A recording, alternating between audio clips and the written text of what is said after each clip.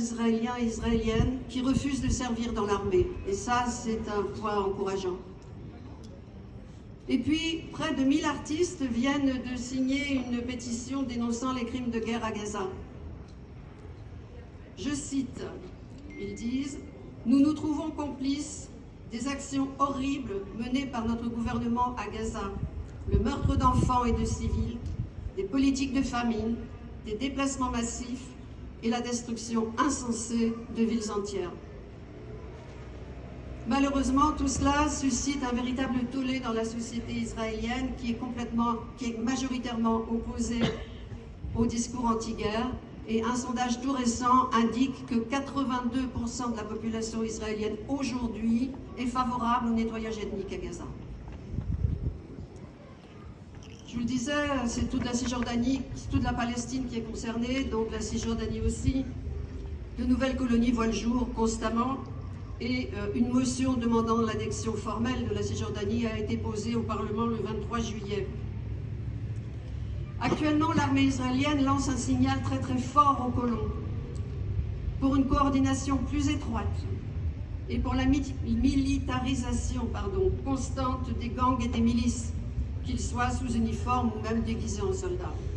On sait déjà que l'armée israélienne a fourni des milliers d'armes de guerre aux groupes de colons en Cisjordanie.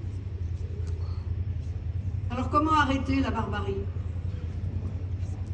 Les États semblent impuissants, ils sont silencieux, ils sont complices. On privilégie la diplomatie. Il faut parler à Israël, il ne faut pas couper les ponts, il faut essayer de les convaincre. Alors on agite maintenant la reconnaissance de l'État de Palestine. Plusieurs États, la France entre autres, ont annoncé reconnaître l'État pendant la conférence des Nations Unies en septembre. Par contre, ce sera vraisemblablement trop tard, peut-être pas pour tous les Gazaouis, mais pour un nombre considérable d'entre eux encore.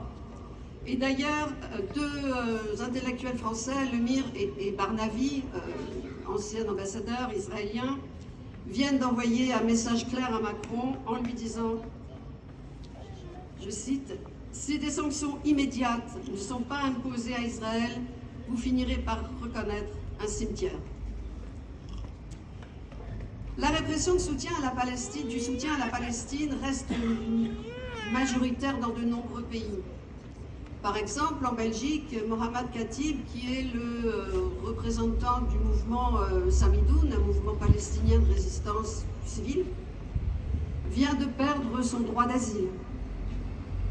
Le gouvernement français vient de décider d'annuler l'accueil, les évacuations des étudiantes palestiniennes de Gaza, qui était pourtant inscrit dans un programme qui s'appelle PAUSE et qui permet de faire venir en France des gens en situation de danger extrême.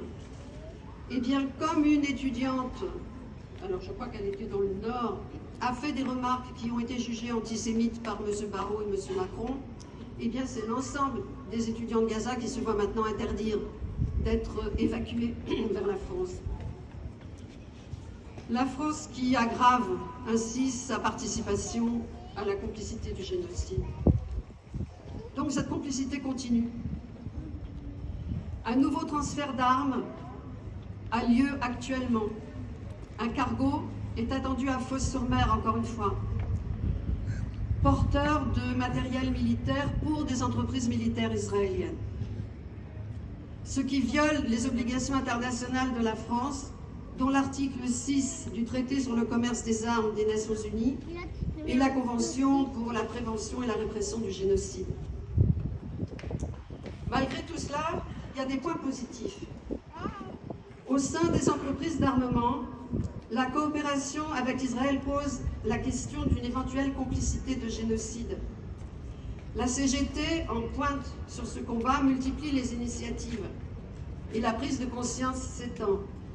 Ainsi, des salariés de Safran, de Thales et de ST Microelectronics dénoncent la complicité de l'industrie française de l'armement. Et les dockers sont à nouveau mobilisés. On sait déjà qu'à Fos, au Havre et puis aussi à Gênes, les mouvements des dockers avaient empêché la livraison de matériel militaire dans des cargos à destination d'Israël. Donc on peut s'attendre.